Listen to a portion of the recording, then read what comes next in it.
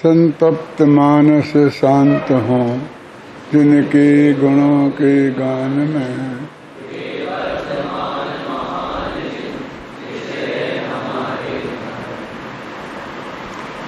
आज लड़के कम क्यों दिख रहे?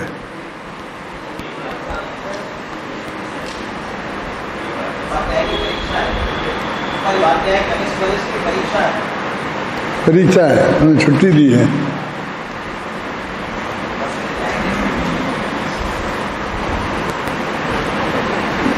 दो 217वीं गाथा चलानी है, हैं? पढ़ो उसे।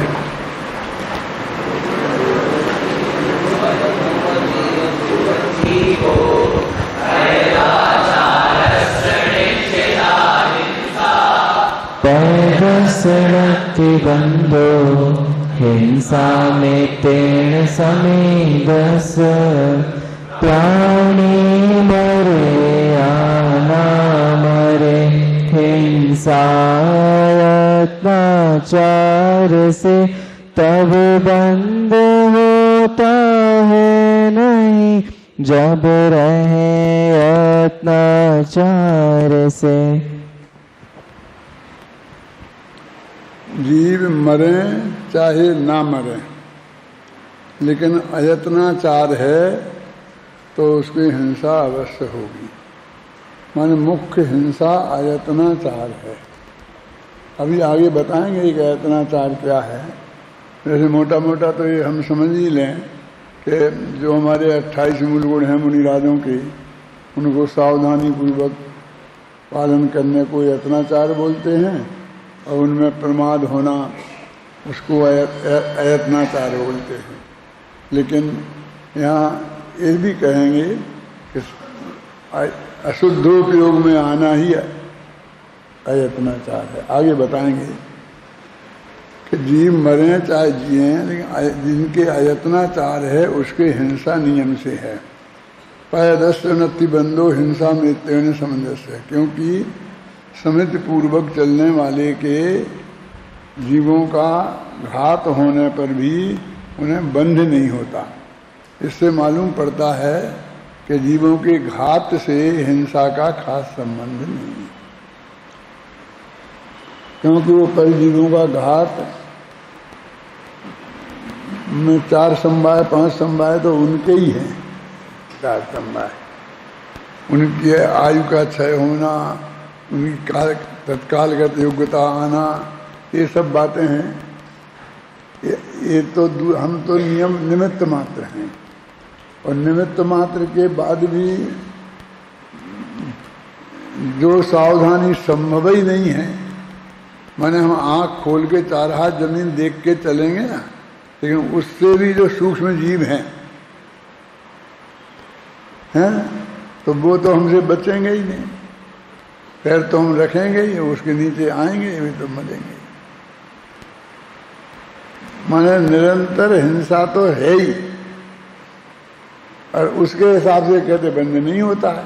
बंध हमारे रागादि भाव के हिसाब से होता है ना, इसलिए वो तो आगे कहेंगे कि फिर भी हमको द्रव्य हिंसा से बचना चाहिए, क्योंकि ये भाव हिंसा का वो है आयतन।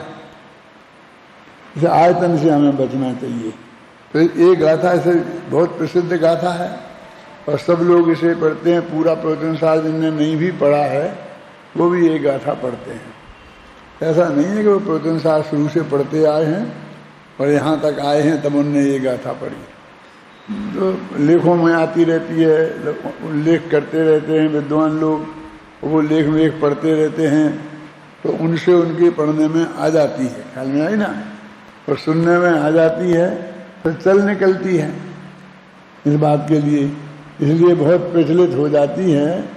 लेकिन जब हम पूरे प्रकरण में पीछे से पढ़ते हुए आते हैं तो उस संदर्भ में पढ़ने से उसका बहुत अंतर पड़ता है। देखो, मैं अभी टीका पढ़ना चाहता हूँ। उन्हें कितना बढ़िया निर्णय दिया पहली ही पंक्ति में। अशुद्धोपयोग अंतरंग छेद है और पर प्राणों का विप्रोटम बहिरंग छेद है। अब अशुद्धोपयोग इसमें आगे गाथा में आया है कि जब अशुद्ध योग है तो उसमें तो निरंतर हिंसा हो ही रही। तो हम कहते कैसे हो रहा है? अशुद्धोपयोग है और हम शांति से बैठे हैं, बिल्कुल सावधानी पूर्वक, और हमने कोई चल फिर भी नहीं रहे हैं, हम भोजन भी नहीं कर रहे हैं, आप समझिए ना। और समझ लो कि भक्तांबर जी का पाठ कर रहे, नमोकार मंत्र जप रहे, है तो अशुद्धोपयोग ही, उन्हें शुभोपयोग है ना। तो वो कहते नहीं, वो तो निरंतर है, क्योंकि रागादि भाव है ना, वो शुभ भाव, इसलिए उसकी हिंसा तो निरंतर हो ही रही कि सब जीव तो मरे ही नहीं रहे कि इस तो गाथा में यही तो कहा, मरदु जिए दो जीवो, कि जीव मरे चाहे नहीं मरे। अयत्नाचार माने अशुद्धोपयोग।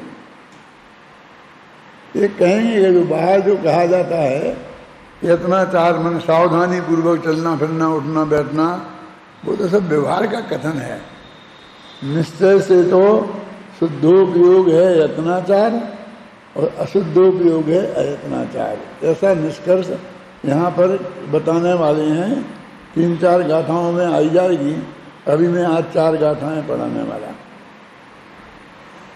है ना, इसलिए अपन तेजी से चलेंगे और मरम की बात कुछ छोड़ूंगा नहीं, उस पर आप ध्यान देना। ख्याल में आई ना। वो ये बताना चाहते हैं कि वो नियम पालना तो बहुत जरूरी है, क्योंकि वो तो महाहिंसा हो जाएगी। मुनिराज लोग बात करते करते चलें, ऊपर को मुंह करके चलें, देखें नहीं 4 हाथ जमीन, तो वो तो अनाचार हो जाएगा। ये तो बराबर 4 हाथ देख के चलेंगे, तो उसमें भी जो जीवों की हिंसा होगी वो उनकी बात है। बहुत सी बातें अपन को ख्याल में वैसे नहीं आती हैं, लेकिन यहाँ पर विद्यानंद जी महाराज आए थे और मैं उनके साथ में गया था। शायद उस चैत्यालय जा रहे थे तो उनको वहाँ तक भेजने में गया था साथ में। तो रास्ते में मैं कुछ बात करने लगा तो वो खड़े हो गए और फिर उन्होंने मेरे से बात की, और जब मैंने बात बंद कर दी तब वे चले। तो मेरा ध्यान गया कि ये तो हम चल जाते जाते बात कर लेते, हो जाती, सुन लेते, लेकिन नहीं, 2 जगह उपयोग नहीं रह सकता है। यानी चलते समय बात नहीं करनी चाहिए। क्या ये नियम है, वह मुनिराजों के होता है और मुनिराज लोग उसे पालते हैं। ये कभी कभी ये पढ़ने से समझ में नहीं आता है, देखने से समझ में आता है। डॉक्टर लोग हमसे कहते हैं कि घूमते वक्त किसी से बात मत करो। और धर्म के हिसाब से भी वो ठीक है। वो तो ये कहते हैं कि घूमने में शक्ति अलग लगती है और बात करने में अलग लगती है, तो ये शरीर 2 को एक साथ बर्दाश्त नहीं कर पाता, इसलिए आप बात मत करो जब घूमते हैं ना। और लोगों को बस यही लगता है कि घूम रहे जो ये फालतू हैं, चलो अभी बात कर लेते हैं। पहले तो दूसरे समय जाएंगे तो उनसे समय लेना पड़ेगा, टाइम फिक्स करना पड़ेगा। अभी कुछ काम नहीं है तो अपन बात भी कर लेंगे थोड़ी। 99% लोग ऐसा सोचते हैं, अब ये आके बात करना शुरू कर देते हैं। अब उनको वहाँ कौन प्रवचन समझाने लग जाए, उन्हें प्रवचन कौन देगा कि हम चलते समय बात नहीं करते हैं और क्यों नहीं करना चाहिए, ये नहीं करना चाहिए क्या।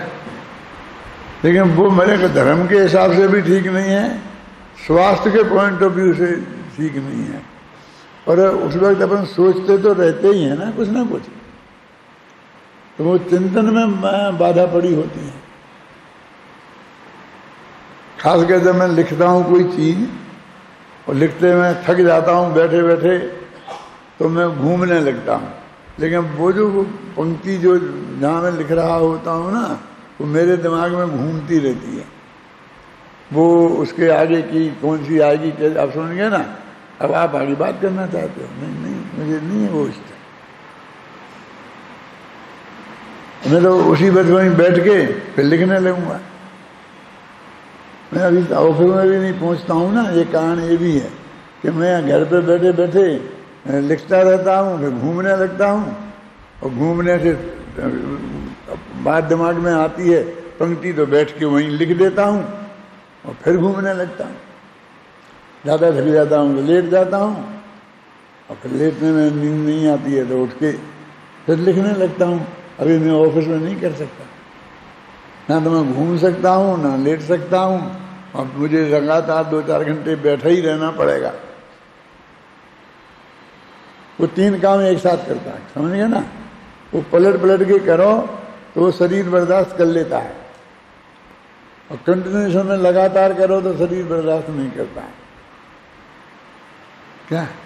लेकिन ऑफिस में जाके बैठूं तो लोग समझते हैं काम कर रहे हैं, घर पे बैठे करूं तो समझते हैं कि फालतू बैठे हैं।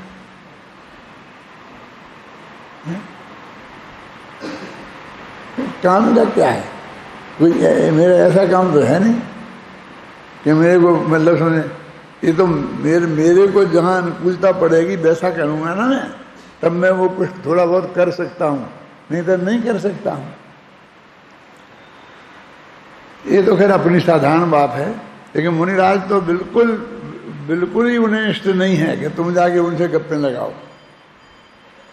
वे विहार कर रहे हो और रास्ते में तुम उनसे बात करो, बिल्कुल उचित नहीं है। बात करना हो तो पहले से शांति से पूछ के बैठ करके बहुत लिमिटेड समय तक बात करके, इंतजार मत करो कि महाराज कहेंगे अब जाओ। विद्यानंद जी महाराज तो कह देते हैं पंडित जी अब हो गई, अब पधारो आप। और नहीं तो ऐसा कहते हैं और क्या ये पूछ बात करते रहते हैं, फिर कहते हैं अच्छा अब मैं जाऊंगा, अब आप पधारो। अरे कहते दोनों को ये कहना पड़ता है, ये अच्छी बात थोड़ी है। वे कहें उसके पहले ही हमको उठ जाना चाहिए, और हम ये समझते हैं कि वे सोचेंगे कि जी उठ के जल्दी भाग गए। होता है? अरे कहाँ किसको समय है आपके साथ इतना घंटों गप्पे लगाते रहें, इसके लिए किसके पास समय है?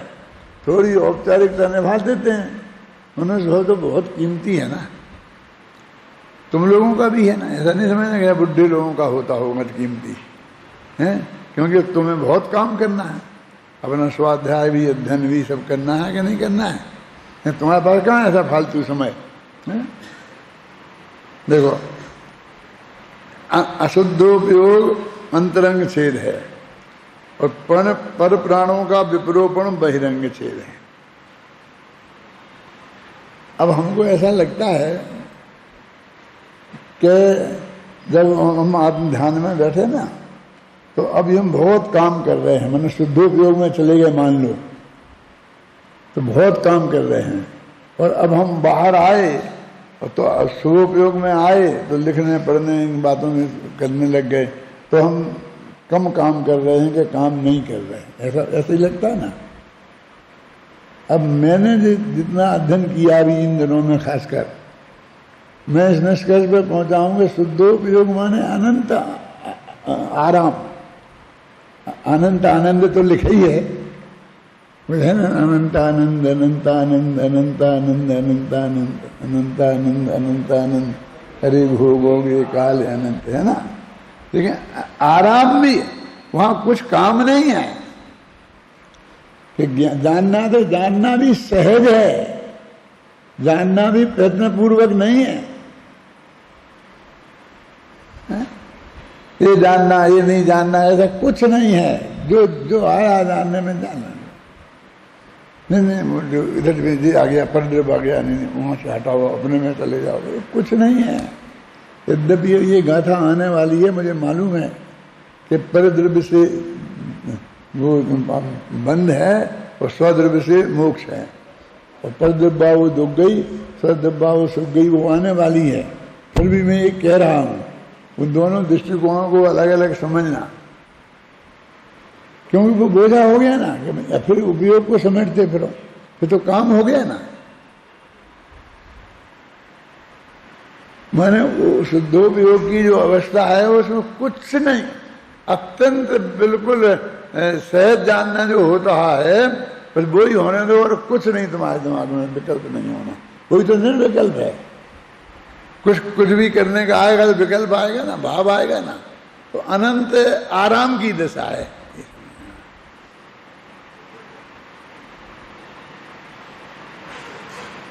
लेटे लेटे भी होता है, मैंने ध्यान की किताब में लिखा है, लेकिन तो भी उसकी प्रमुखता नहीं है, क्योंकि लेटे लेटे में फिर प्रमाद हो जाता है। जो सावधानी जैसी होनी चाहिए वो सावधानी नहीं रहती है।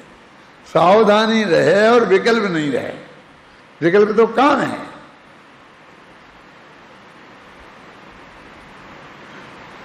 तो शुद्धोपयोग से बाहर आए तो एकदम थके मारे आते होंगे, जैसे दौड़ के आए हैं। ऐसा कुछ नहीं है, शुद्धोपयोग में से बाहर आएंगे तो एकदम फ्रेश,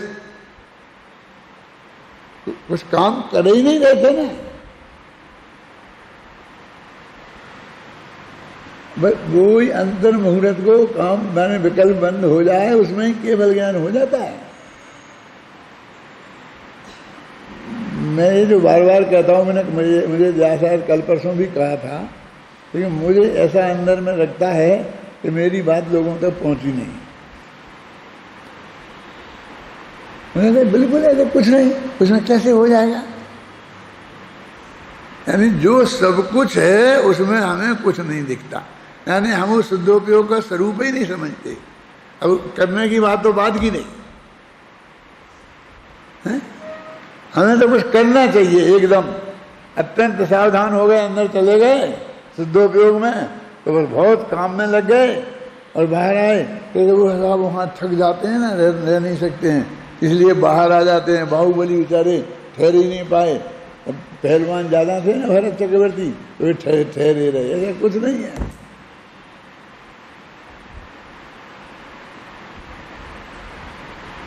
इसको विकल्पों का अनादिकालीन इतना अभ्यास है कि वो उसे चैन नहीं पड़ती है।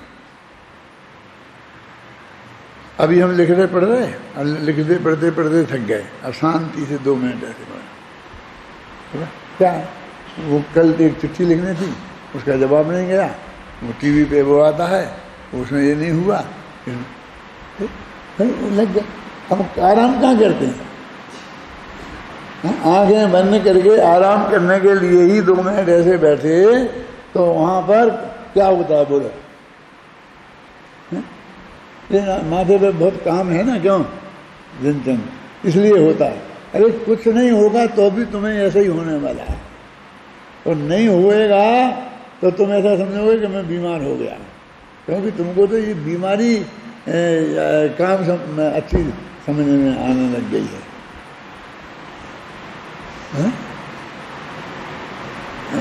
अब वो इशू हो गया ना, शुभोपयोग में धर्म समझने लग गया।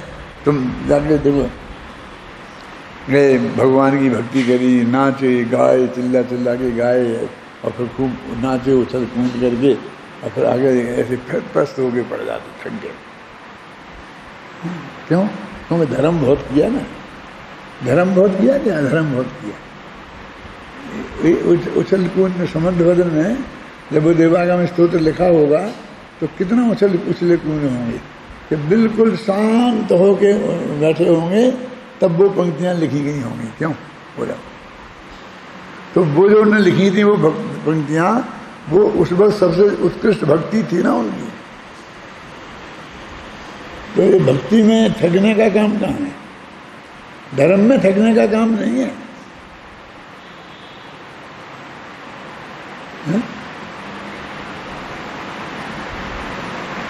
मैंने हमारी उल्टी धारणा हो गई है।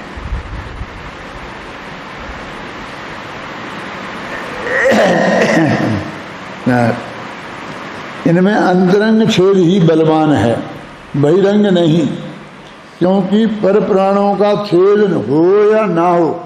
अब ऐसे इसमें क्या होता है, और आचार्यों का वे कहेंगे क्योंकि उसमें हिंसा होती है, क्योंकि चलने में हिंसा होती है, क्योंकि बोलने में हिंसा होती है, इसलिए वो गलत है। ये तो कहते हैं चाहे हिंसा होए चाहे नहीं होए, वो नहीं होती है इसको भी नहीं वजन देते, होती है इसको भी वजन नहीं देते हैं। ख्याल में है ना। अशुद्धोपयोग के बिना नहीं होने वाले असावधानी पूर्वक आचरण से, फिर असावधानी पूर्वक जो आचरण होता है वो अशुद्धोपयोग के बिना नहीं। क्या अशुद्धोपयोग होगा तभी होगा, यदि तुम शुद्धोपयोग में हो गए तो असावधानी पूर्वक आचरण होगा ही नहीं, क्योंकि वहां होगा ही नहीं ना कुछ। ये हाथ वैसे ही थोड़ी हिलता है, अपना उपयोग लगता है ना इसमें, तो उनका उपयोग इसमें लगा ही नहीं रहा, तो हाथ हिल जाए और फिर ऐसे ही हिल जाए, ऐसे ही गिर के हो जाए तो हिल जाए। इसलिए कहते देखो ये बहुत मार्मिक है, अशुद्धोपयोग के बिना नहीं होने वाले असावधानी पूर्वक आचरण से जानने में आने वाले अशुद्धोपयोग का सद्भाव। ये क्या कह रहे हैं, समझ में आ रहा है? ये कह रहे हैं कि अशुद्धोपयोग है, तुमने कैसे जाना? कहते जो तुम्हारा हो रहा है आचरण, ये अशुद्धोपयोग के बिना होता ही नहीं है, इसलिए हमने जाना कि तुम्हारा अशुद्धोपयोग है। क्या जो फिर पढ़ता हूं, ध्यान से सुनना। अशुद्धोपयोग के बिना होने वाले असावधानी पूर्वक आचरण से जानने में आने वाले, अब आप समझ में आई ना, इससे हमें पता चलता है कि अशुद्धोपयोग है, क्योंकि जो ऐसा आचरण आपका हो रहा है ना वो अशुद्धोपयोग के बिना नहीं होता है। अशुद्धोपयोग का सद्भाव जिनके पाया जाता है उनके हिंसा का सद्भाव सुनिश्चित है, यानी वो तो निरंतर हिंसा है ही। आगे एक बात और बताने वाले हैं मार्मिक, अभी याद आ रही तो अभी बता देता हूं। उनने दो भेद किए, एक हिंसा और एक परिग्रह। मुनिराज एक तो हिंसा के त्यागी हैं, फिर सब ये समिति वगैरह ये सब हिंसा में ले ली उनने, है ना, 5 समितियां वगैरह, 5 महाव्रत वगैरह, और उनने कहा परिग्रह। तो उनने कहा कि ये जो है हिंसा ये तो कभी कभी होती है, वो पर प्राणों के घात रूप हिंसा, लेकिन वो परिग्रह जो तुम है, यदि परिग्रह तुम्हारे पास है वो तो निरंतर है। इसलिए परिग्रह की जो उपाधि है वो तो निरंतर पाप है। सुना आप, सुनिए, वो हिंसा तो कभी कभी होती है। ये आएगा इसमें वाक्य, अभी निकाल के बताने की बजाय जब आए तब पढ़ लेना, और तुम पढ़ा करे घर पर। मैं पढ़ता हूं तो तुम नहीं पढ़ सकते हो, तो आगे पीछे वो बराबर फटाफट आ जाए। इतना तो तुम फटाफट बता देना चाहिए था कि ये देखो वहां है ये पंक्ति, क्या आएगी, आगे आ जाएगी जब आएगी। देखो, अशुद्धोपयोग के बिना होने वाले सावधानी पूर्वक आचरण के से प्रसिद्ध होने वाले अशुद्धोपयोग के अभाव वाले मुनिराजों को पर प्राणों के विच्छेद के सद्भाव में भी बंध का अभाव होने से हिंसा का अभाव सुनिश्चित है। देखो, बहुत हिंदी शुद्ध सात्विक है, इसके लिखते वक्त भी हमको बहुत मेहनत करनी पड़ती है, ऐसे ही नहीं लिखा जाता है। लेकिन तुम्हारी समझ में कुछ नहीं आएगा, तुम्हारे मन में खासकर जो थोड़ी स्थूल बुद्धि हैं, जो तो प्रतिभाशाली हैं, उनको तो आएगा ही, जो भाषा की प्रकृति को समझते हैं उनके तो आ जाएगा। लेकिन ये क्या इसके वाले, ये होने वाले, ये होने वाले, ये ऐसा लगता है। कि मुझे माताओं बहनों पर ज़्यादा भरोसा नहीं है, उन्हें कितना आता है समझ में, कितना नहीं आता है। ऐसा नहीं है कि प्रतिभाशाली नहीं है, लेकिन मेरा परिचय कम है ना, इसलिए कहते हैं, ऐसा नहीं कहना समझना है। देखो, अब मैं फिर ध्यान दिलाता हूँ। अशुद्धोपयोग के बिना होने वाले सावधानी पूर्वक आचरण से प्रसिद्ध होने वाले अशुद्धोपयोग के अभाव वाले मुनिराजों को प्राणों के विच्छेद के सद्भाव में भी, कहते अशुद्धोपयोग के सद्भाव में हिंसा होती है। अब मुनिराज तो अशुद्धोपयोग से रहे थे, विशुद्धोपयोगी है मान लो, तो उनमें भी बंध का, तो वहाँ कोई हिंसा हो जाती है, तो वहाँ कैसे हो जाएगी? बिल्कुल शांत ऐसे बैठे हिंसा कैसे हो जाएगी? अब उनके शरीर में पसीना तो आ ही सकता है ना, तो पसीना में कोई जीव जाकर के मच्छर बैठ जाए तो वहीं पर उसी में पसीने से ही खत्म हो सकता है। माने उनके संयोग में आने से कुछ भी सांस तो चलेगी ना, तो अंदर की गर्म सांस निकलती है, उससे भी सामने वाले को बहुत से जीव का घात होता है। ये श्वेतांबरों में कुछ लोग वो ऐसा पट्टी बांध लेते हैं, और अपने यहाँ भी दिगंबरों में भी ऐसा हाथ में कोई रुमाल जब तक रखते हैं तो उससे ऐसा रखते हैं कि नहीं, प्रयत्न करते हैं, उसमें लगा के रखते हैं कि नहीं रखते हैं। क्यों दिखता, क्लियर दिखता है हमें कि सांस पे गिर जाता है, कभी थूक, कभी कुछ हो जाता है, कभी कुछ हो जाता है, तो वो गलती करते हैं ऐसा मैं नहीं कह रहा हूँ, माने उसके प्रति वे सावधान है। क्या आप समझ रहे हैं ना, तो वो अच्छी बात है ना। तो वो कहते हैं कि उसके क्या लिखा है, उसके हिंसा का सद्भाव सुनिश्चित है, और इसके हिंसा बंध का अभाव होने से हिंसा का अभाव सुनिश्चित है। ये दो वाक्य आपने पढ़े ना, 4 और 3 लाइन की, एक में हिंसा का सद्भाव सुनिश्चित है और एक में अहिंसा का सद्भाव सुनिश्चित है। तो एक में क्या, अशुद्धोपयोग नहीं होने से माने शुद्धोपयोग होने से माने अहिंसा का सद्भाव सुनिश्चित है, और अशुद्धोपयोग होने से जी मरे चाहे नहीं मरे उससे कोई संबंध नहीं।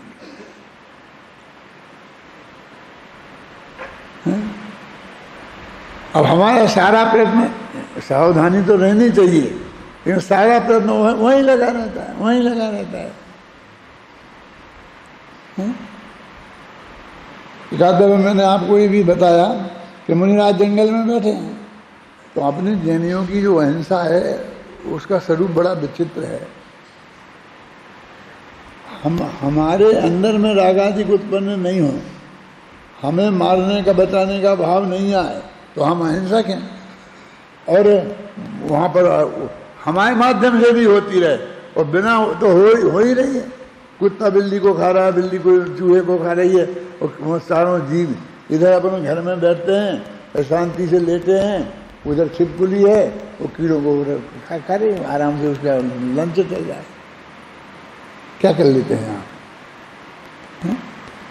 आखिर आपको विद्राग भाव से, शांत भाव से देखते ही रहना पड़ सकता है, क्योंकि आप लगने दिन भर ही करते रहोगे। फिर मुनिराज जंगल में बैठे रहें तो आत्मा में जा ही नहीं सकते हैं, फिर तत्व का चिंतन कर ही नहीं सकते हैं। फिर सामने तो बराबर, मैं बोलता हूँ नगर में और जंगल में क्या अंतर है। जहाँ 5 पाप खुले मैदान में होते हैं उसे जंगल कहते हैं, वन कहते हैं। जहाँ 5 पाप छुपकर होते हैं उसे नगर कहते हैं। तो वो सब देखना पड़ेगा। आँख खुलेगी तो जिसे देखना है वही थोड़ी दिखेगा, जो भी आ गया सामने वो दिख जाएगा। अब आप उसमें उलझ जाए, हर बात में उलझ जाए तो क्या करोगे आप, बोलिए।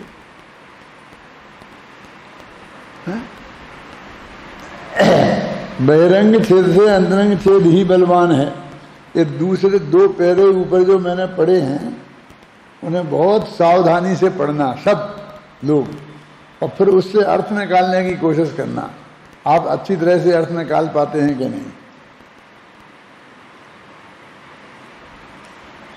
हम फिर और कोशिश करेंगे कि इससे बढ़िया और पैरा कैसे बन सकता है। इसमें मैंने पूरी हमने मेहनत की है कि सही भाव प्रकट हो जाए, ऐसा पैरा बने, लोगों तक ये बात पहुंच जाए, उसे बनाने की कोशिश की है। ख्याल में है ना, बहिरंग छेद से अंतरंग छेद ही बलवान है। ऐसा होने पर भी बहिरंग छेद अंतरंग छेद का आयतन मात्र है, इसलिए उसे स्वीकार तो करना ही चाहिए। ये कहते हैं आयतन, वही फिर भी हिंसा आयतन निर्वृत्ति तदपि कार्य आयतन, हिंसा आयतन की निर्वृत्ति के लिए उसको हमें छोड़ना चाहिए। 2 बातें एक साथ समझा रहे, उससे तुझे कुछ भी लेना देना नहीं है, और तुझे रंच मात्र भी बंध नहीं होता। देखो, यद्यपि आचार्य जयसेन तात्पर्य वृत्ति टीका में इस गाथा के भाव का स्पष्टीकरण करने के लिए तत्वप्रदीप टीका का अनुसरण करते हैं, पर अयम अत्र अर्था कहकर निश्चय और व्यवहार हिंसा के स्वरूप को स्पष्ट करते हैं। देखो, लीनता रूप निश्चय प्राण। अब देखो, अपने आत्मा में लीन हुए, ये हमारे निश्चय प्राण है, मैंने शुद्धोपयोग निश्चय प्राण है। टोटम जी ने लिखा है मोक्ष में, शुद्धोपयोग रूप निश्चय प्राणों का घात होता है उसकी खबर ही नहीं है। परजीवों के बचाव में तो उलझा रहता है। तो परजीवों के बचाव नहीं करना चाहिए, नहीं उलझना चाहिए, नहीं उस पर उसकी बात नहीं है। लेकिन अंदर में भी तो देखना चाहिए ना। आत्मा की लीनता रूप निश्चय प्राणों के विनाश की कारणभूत रागादि परिणति निश्चय हिंसा है। अब कहते हैं ना रागादि की उत्पत्ति हिंसा, ये तो तुमने बहुत अच्छी तरह से अपना भाषण सुन लिया, पढ़ लिया, लेख मालूम पड़ गया। तो वो क्यों? क्योंकि वो शुद्धोपयोग की घातक है, इसलिए वो हिंसा है। और रागादि की उत्पत्ति से बाह्य में निमित्त भूत परजीवों का घात व्यवहार हिंसा है ना। इस प्रकार हिंसा दो प्रकार की होती है, किंतु विशेष यह है कि बाह्य हिंसा हो या ना हो, स्वस्थ भावना माने आत्मलीनता रूप निश्चय प्राणों का घात होने पर निश्चय हिंसा नियम से होती है। इसलिए निश्चय हिंसा ही मुख्य है। उक्त गाथा और उसकी टीका में अत्यंत स्पष्ट शब्दों में कहा गया है कि हिंसा और अहिंसा का संबंध जीवों के जीवन और मरण से नहीं, अपितु अपने उपयोग की शुद्धता अशुद्धता से है। अब इसका अर्थ समझना भी बहुत कठिन है। किस अर्थ में? वो कि अपने परिणामों की शुद्धता अशुद्धता से है, इसलिए अपने परिणाम ठीक रखना चाहिए, और इस तरह से फिर वो अशुभ भावों से बचता है, तो शुभ भावों को करता है, तो कहता मैंने अपने परिणाम ठीक रखे।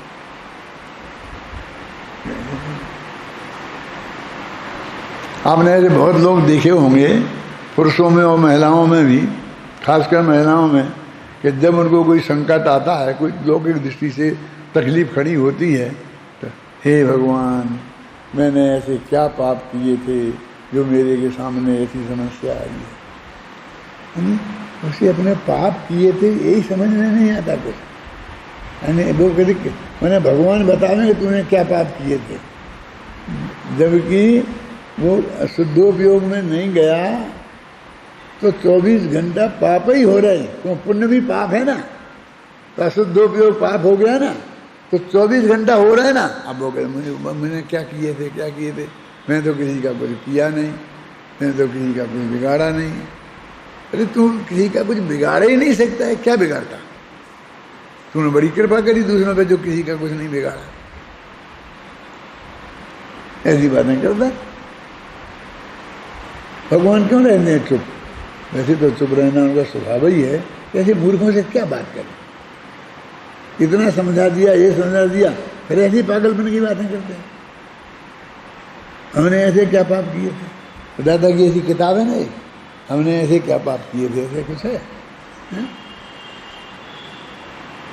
लोग देखो अत्यंत स्पष्ट शब्दों में कहा कि हिंसा और अहिंसा का संबंध जीवों के जीवन मरण से नहीं, अपितु अपने उपयोग की शुद्धता अशुद्धता से है। अब ये शुद्धता माने शुद्धोपयोग, और अशुद्धता माने अशुद्धोपयोग, और अशुद्धोपयोग में सब अशुभ दोनों आते हैं। मैंने उस दिन, जिस दिन वो पिंकी का कार्यक्रम था ना, तो मैंने ये बात कही थी और मैं भूल गया, फिर बताऊंगा कभी, कि शुद्धता अशुद्धता जो उपयोग की है वो क्या है, ये हमारे ख्याल में ही नहीं है अभी। हम उस शुभ भावों को ही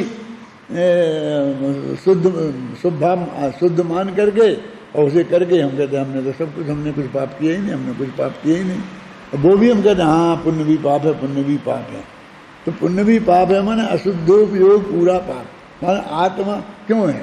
पाप की क्या परिभाषा है शांति जी? पातीति आत्मानम पापम। तो आत्मा को गिराया ना, कहाँ से? आत्मा में से, शुद्धोपयोग में से, बस खत्म हो गया काम।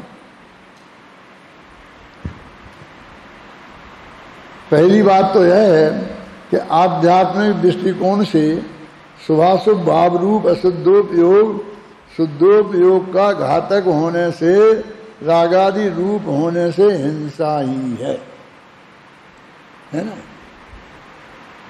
जब अशुद्धोपयोग कहते हैं तो वो शुभ भाव समझते ही नहीं है, जबकि क्लियर है कि उसके दो भेद हैं, एक शुभ और अशुभ।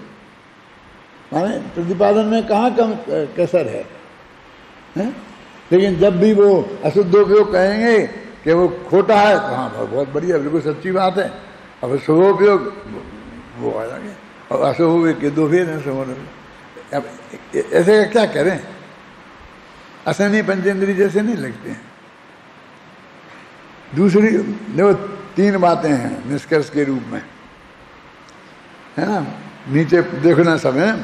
पहली बात तो यह है कि आध्यात्मिक दृष्टिकोण से शुभाशुभ भाव रूप अशुद्धोपयोग शुद्धोपयोग का घातक होने से, रागादि रूप होने से हिंसा ही है। घातक माने कुछ कोई वो घात करने नहीं जाता, पर वो उसमें से उसमें आया, बस यही घात है क्या? दूसरी बात कि चाहे जीव मरे या ना मरे, पर अयत्नाचार माने असावधानी पूर्वक प्रवृत्ति करने वाले को बंध अवश्य होता है।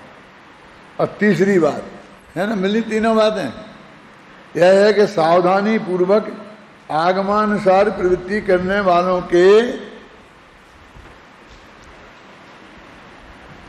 कदाचित जीवों का घात भी क्यों ना हो जाए, तब भी उन्हें जीवों के घात के कारण रंचमात्र भी बंध नहीं होता है? अब इसलिए वो जीवों के घात से बंद होता है, ये बात खत्म हो गई है? उसकी तो पूरी जितनी सावधानी है उसमें बरती। अब वो एक तो ऐसी है कि उसके उपयोग में ही नहीं आई, ज्ञान का ज्ञेय ही नहीं बनी, और दूसरी ज्ञान का ज्ञेय बनी लेकिन वो संभव ही नहीं है। अभी मैं घर से यहाँ आया हूं तो आना तो है ही ना मुझे, और मैं बराबर सामने देख के चल रहा था, इसलिए भी सही कि पैर में कांटा ना लग जाए, ना सही जीवों की रक्षा के लिए। तो भी जीव तो इतना सूक्ष्म है कि 4 हाथ दूर से दिख के चलते ही नहीं। हमारे तो क्या मुनिराजों के भी,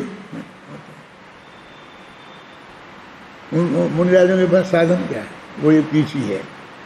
तो जब वो बैठते करते हैं सोते हैं तो उसे वो उधर की सफाई कर लेते हैं। रास्ते में चलते हुए पैर के नीचे की कर सकते हैं? बार बार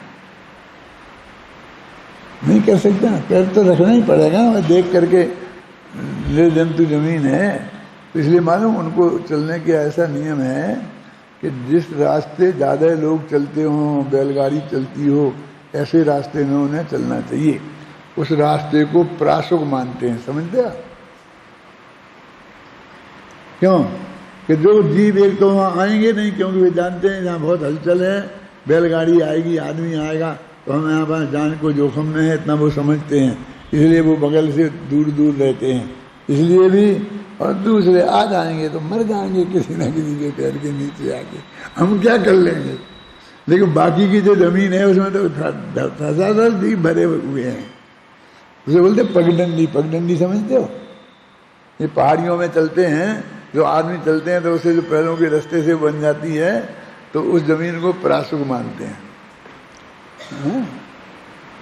और फिर वो पगडंडी होगी ना, तो यहाँ से 4 मील तक भी बिल्कुल ऐसी मिल जाएगी। और यदि आप वैसे जंगल में चलोगे तो फिर पत्थर आ जाएंगे, फिर दूब आ जाएगी, फिर कुछ आ जाएगा, फिर कुछ आ जाएगा। तो आप सोच के चल नहीं सकते, सोच के उसमें ही चल सकते हैं। ऐसे चाहे से चलने की बात नहीं है। वो कोई ना कोई रास्ता होना चाहिए पहले से चालू, फिर चालू रास्ते पे ही चलते हैं मुनिराज। ऐसा नहीं कि चालू रास्ता नहीं है तो चाहे से चलेगा, ऐसा नहीं। कहाँ पढ़ रहे थे अपन? हाँ, इसके बाद आचार्य जयसेन की तात्पर्य वृत्ति टीका में इसी बात को दृष्टांत और दाष्टांत से दृढ़ करने वाली 2 गाथाएं प्राप्त होती हैं, जो आचार्य अमृतचंद्र की टीका में नहीं है। ये 2 मूल गाथाएं हैं। बहुत साधारण बात है इसमें, जो बात पिछली गाथा में कही है वो ही बात है, इसलिए अपन अकेला से पढ़ लेते हैं। चलो गाथा उसका पद्यानुवाद पढ़ो। उच्चाली अम्मी पाए इरिया समिदर्शनिक मथाए आवादिच कुलिंगम मरिचितम जोग मासेज नहीं तस् तर्ण मित्तो बंदो सुवमो यदेश तो समये मुच्चा परी कहोचिय अचपमाण दो दिठो गमन ईर्या समिति से पर पैर के संयोग से हाँ जीव बाधित या मरण हो फिर भी उनके योग से ना बंद हो सुने ऐसा कहा जिन शास्त्र में क्योंकि मूर्छा परिग्रह अध्यात्म के आधार में। देखो ये गाथा का पद्यानुवाद है, कितना सरल है, बिल्कुल गद्य जैसा पढ़ते जाओ हैं? इसका अर्थ करने की जरूरत है कितना है? हो गमन ईर्या समिति पूर्वक चले मुनिराज ही के अपन भी चले तो पैर के संयोग से, अब क्या हिंदी करूं मैं इसकी, हो जीव बाधित या जीवों को तकलीफ हो या वे मरण को प्राप्त हो जाएं तो उसके बाधित होने और मरने के योग से ना बंद हो, उसके निमित्त से जीव को बंद नहीं होता, ऐसा जैन शास्त्रों में कहा है। कितना क्लियर है, बिल्कुल सीधी सीधी बात है ना। क्योंकि जैन शास्त्रों में मूर्छा को परिग्रह कहा है। मूर्छा माने ममत्व परिणाम, तो मौत परिणाम रागादिक भाव होंगे तो ही बंद होगा, और नहीं तो बंद होता नहीं। माने ये इसका कितना सीधा सरल अर्थ है। पढ़ो एक दफे और पढ़ो इस शब्दों को।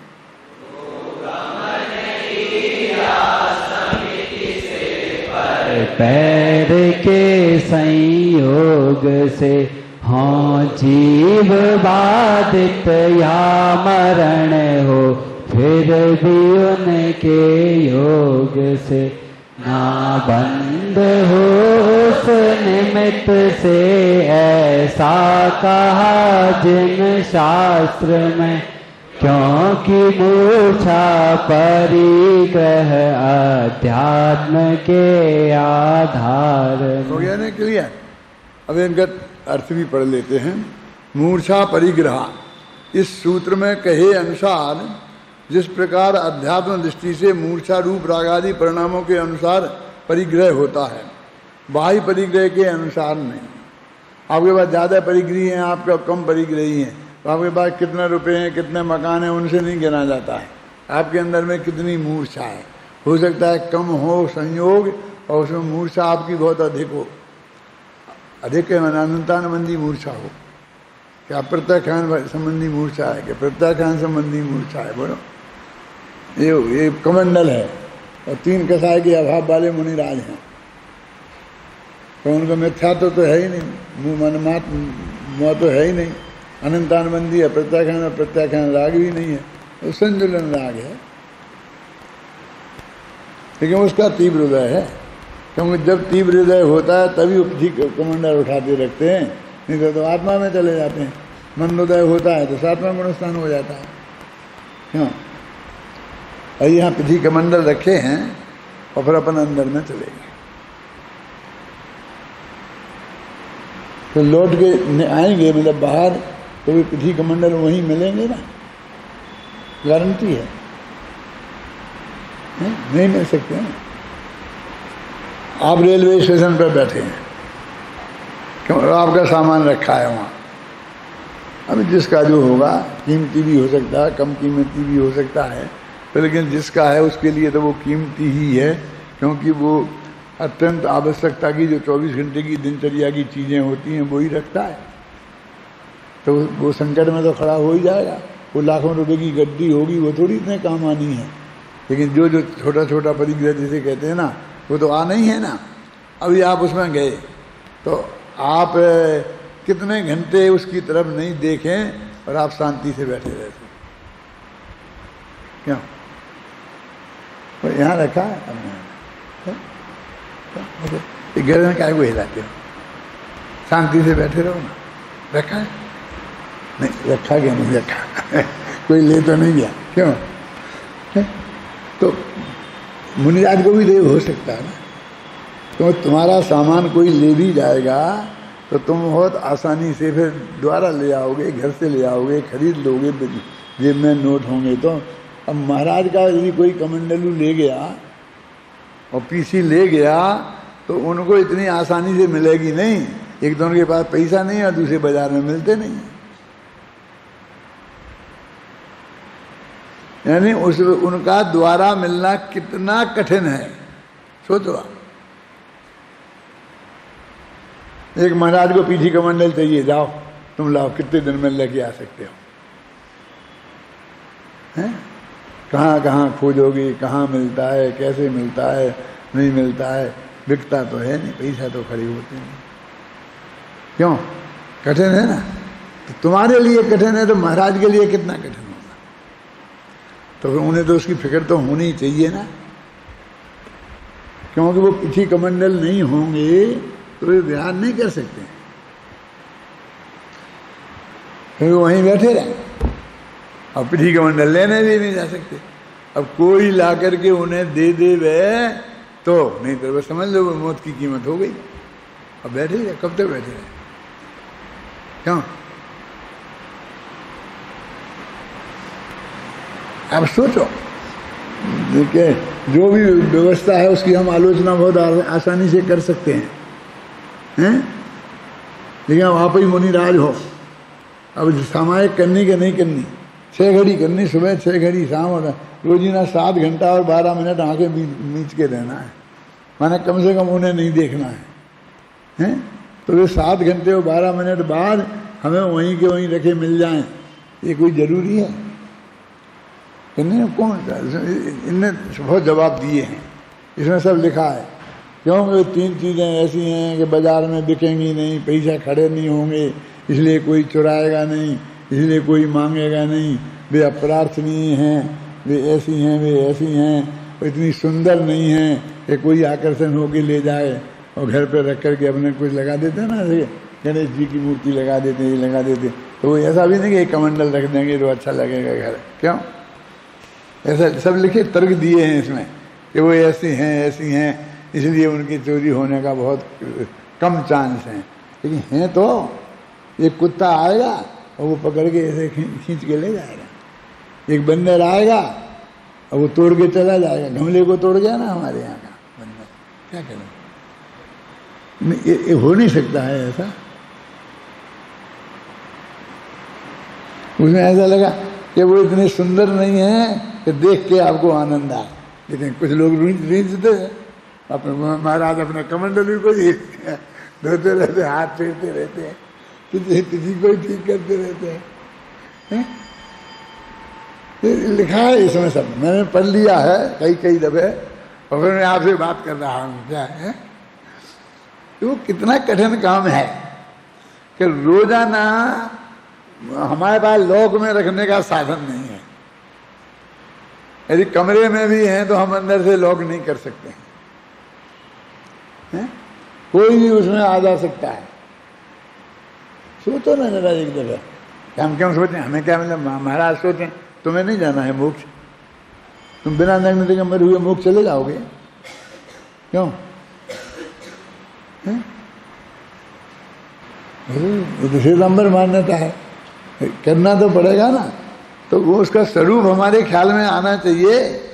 24 घंटा मरने को तैयार हो, वो इतनी आसानी से नहीं है। श्रावक भी लेके आएंगे तो 2-5 दिन तो उन्हें लग सकते हैं कि शिखर जी में मिलता है, फलाना यहाँ मिल जाएगा, तो शायद वहाँ से जाओ, फिर वो जाए यहाँ से, वहाँ से आए, लेके आए। अब कोई को नहीं हो उस समय, कोई नहीं देवे ध्यान, क्या करोगे?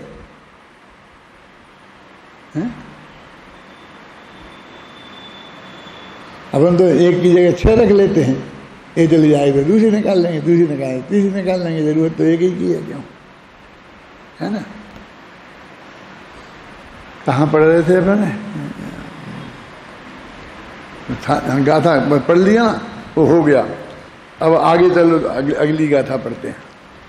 वेदाचारो समणो छस्सु कायेषु बद करोति मदो चरति जतं यदिनेच्छं कमलम्बा जलेणुवले वो जल कमल बत निर्लेप हैं जो रहें यत्नाचार से पर यत्नाचारी तो सटकाय का हिंसक कहा।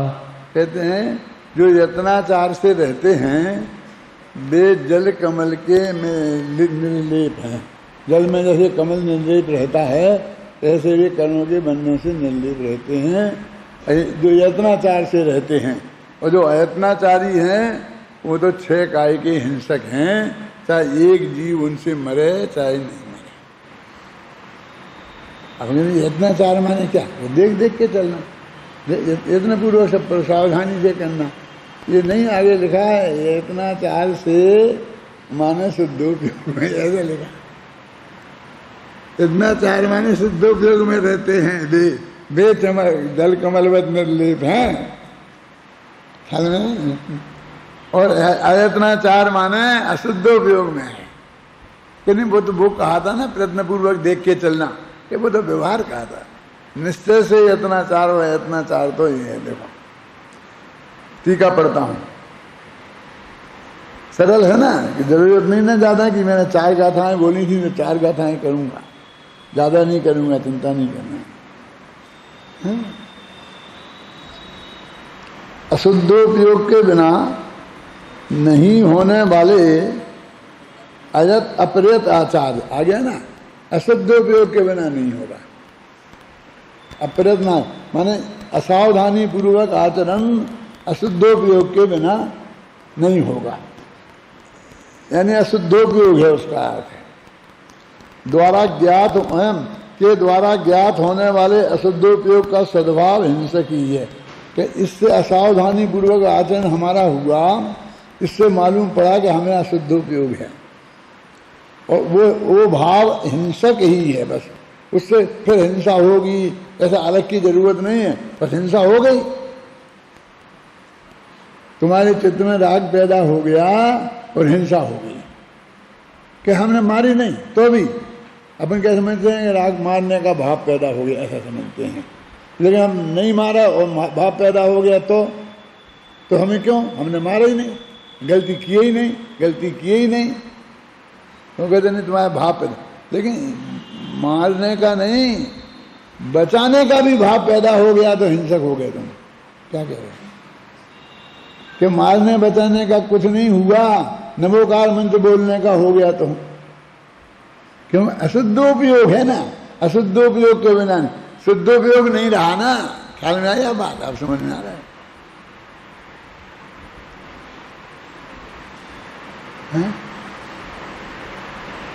क्या स्वरूप है मुनियों का प्रवचन सार में ऐसा लिखा है।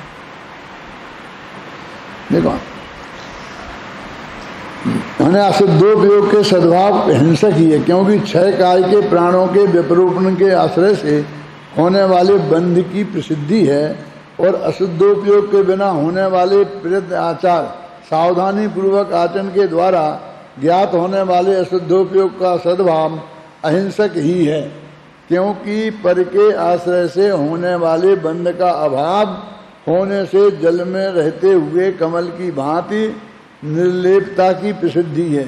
इसलिए जिन जिन प्रकारों से अंतरंग छेद का आयतन भूत पर प्राण विपरोपण रूप बहिरंग छेद अत्यंत निषेध है, उन सभी प्रकारों से अशुद्धोपयोग रूप अंतरंग छेद भी पूर्णतः निषेध है, त्याग करने योग्य है। अब ये भाषा है, अब मेरे दिल से तो बहुत बिल्कुल शुद्ध है। अब मुझे फिर बार बार शक होता है कि तुम लोगों की समझ में तुम्हारी हिंदी कमजोर है। हिंदी बहुत मजबूत होनी चाहिए, नहीं तो हम तुमको कुछ समझा नहीं सकते। क्या करें हम? इससे वो सरल नहीं कर सकते। इसे पढ़कर जो मैं कह रहा हूँ वो तुम्हारी समझ में आना चाहिए, इसमें कोई कसर नहीं है। लेकिन ऐसे चलते चलते अखबार जैसा पढ़ोगे तो कुछ समझ में नहीं आएगा। बहुत सावधानी पूर्वक उपयोग लगा करके पढ़ना पड़ेगा। क्या कि वो क्लियर कह रहे हैं। अभी आगे मैंने लिखा होगा इसके ऊपर वो लिखा है, देखो टिप्पणी देखो उसमें। अभी जैसन की नहीं पढ़ते हैं अपन, पहले मैं नीचे पढ़ता हूं। यद्यपि अयत्नाचार का अर्थ देखो, ये पढ़ो। यद्यपि अयत्नाचार का अर्थ, ये तो डॉक्टर साहब का है, इसलिए इसकी क्या जरूरत है पढ़ने की। आचार्य का पढ़े ना अपन तो, लेकिन भाई समझ में आ जाए तो इससे बढ़िया और क्या हो सकता है। लेकिन समझ में नहीं आए तो इसे पढ़ो।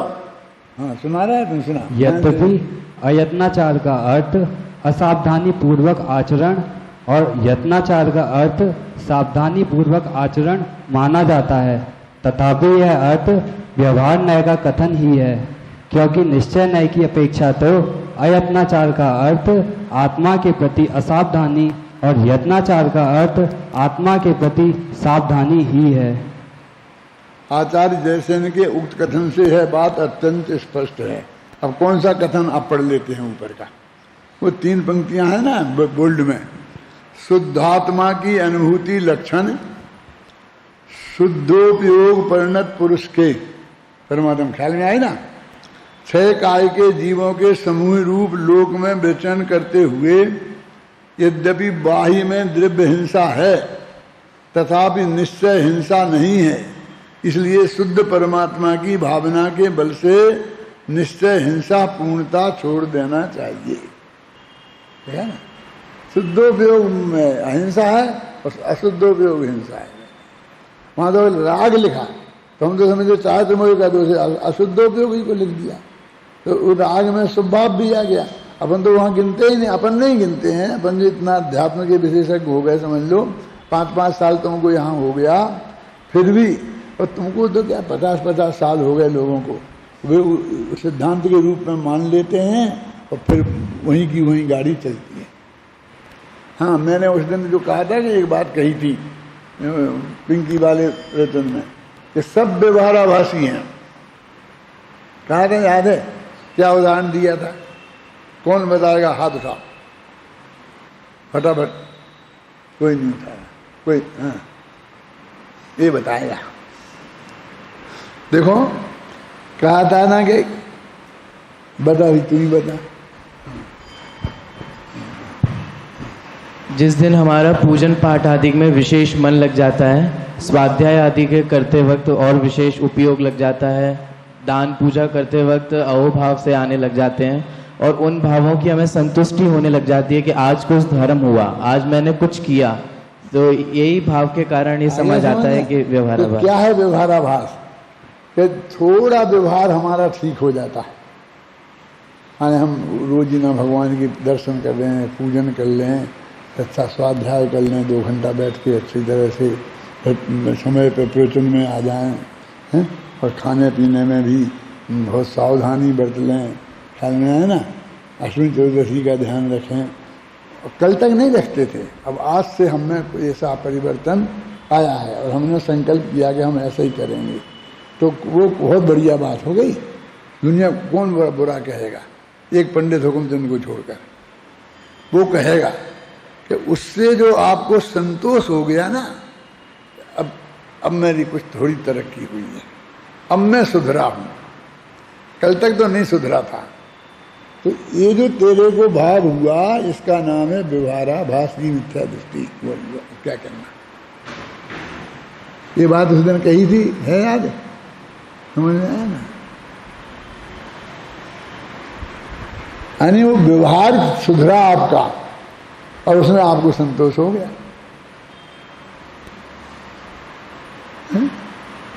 इसलिए मैंने कहा निश्चयभाषी का घर बताओ, मुझे देखना है। निश्चयभाषी तो कोई दिखता ही नहीं है, मुझे तो निश्चयभाषी देखना है। मैं कहता हूं मुझे तो रावण का घर देखना है, मुझे राम का घर नहीं देखना है। मुझे अपनी बेटी की शादी करनी है तो मुझे राम का घर नहीं देखना है। क्या कहूँगा? पहले ससुर निकाल देगा घर से तो जंगल जंगल घूमेगी मेरी बेटी, फिर पति निकाल देगा, फिर जंगल जंगल घूमेगी मेरी बेटी। ऐसा घर नहीं चाहिए बेटी के लिए। मैं तो पसंद नहीं करूँगा। क्यों?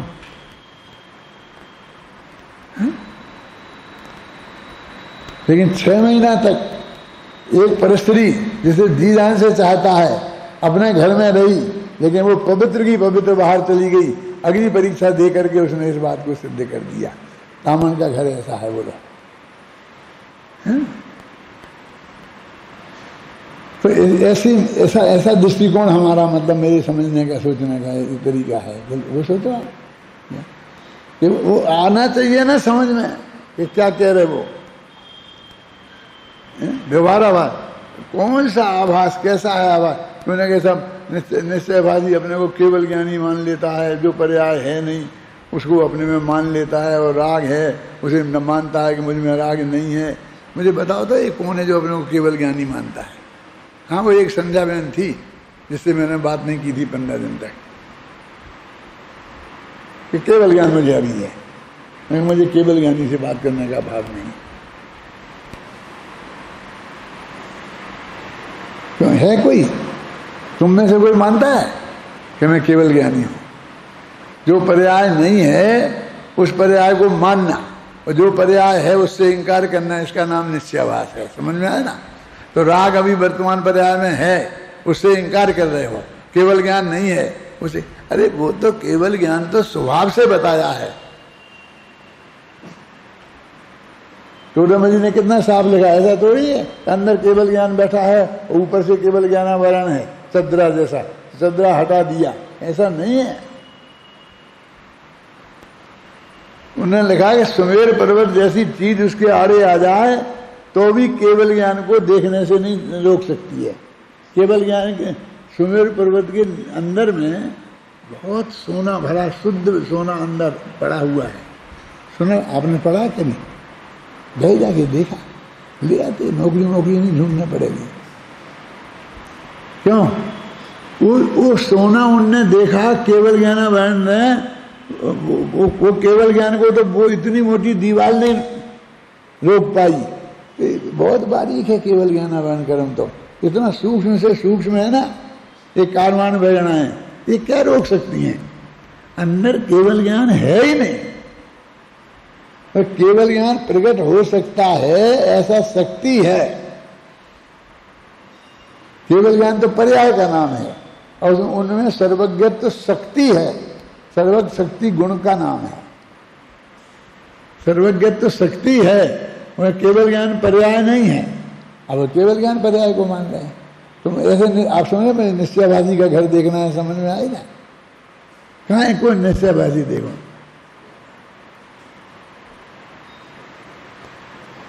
एक लाइन में है, एक लाइन में निश्चयवासी, एक लाइन में व्यवहाराभासी, और एक लाइन में उभयाभासी, एक लाइन में सम्यक के सम्यक दृष्टि, और एक लाइन में सम्यक दृष्टि। 5 लाइन में मैं बता लिख सकता हूँ, बिल्कुल सही, एकदम 100% सही होगा। और तुमको तो टोडरमल जी जैसा, टोडरमल जी ने 50 पेज में लिखा, मैं 100 में भी लिख सकता हूँ। किनका? 5 का वर्णन। ऐसा नहीं कि मैं टोडरमल से बड़ा पंडित हूँ, ऐसा उल्टा अर्थ मत में निकालना। मैं तो ये कहता हूँ कि उसकी हर मुद्दे को हमारे दिमाग में स्पष्ट होना चाहिए, हमारे दिमाग में क्लियर होना चाहिए उसका हर मुद्दा। हाँ, अपना समय हो गया भाई, कहाँ चल रहे अपन? क्या पढ़ रहे थे?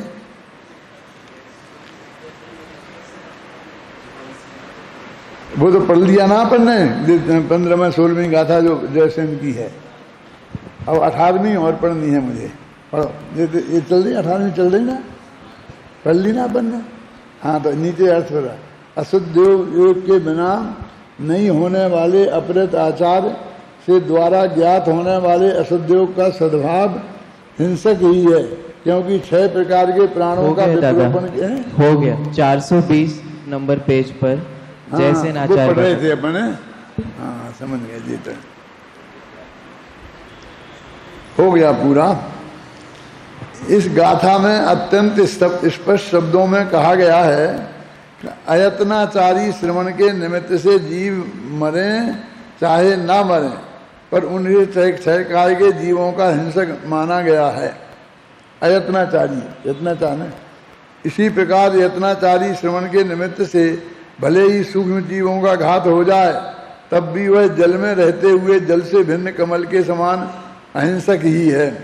अयत्नाचार संबंधी वृत्ति, वृत्ति माने आत्मा की अरुचि, और प्रवृत्ति माने असावधानी पूर्वक आचरण। एक श्रद्धा गुण की पर्याय है, एक चारित्र गुण की पर्याय है। अंतरंग छेद है।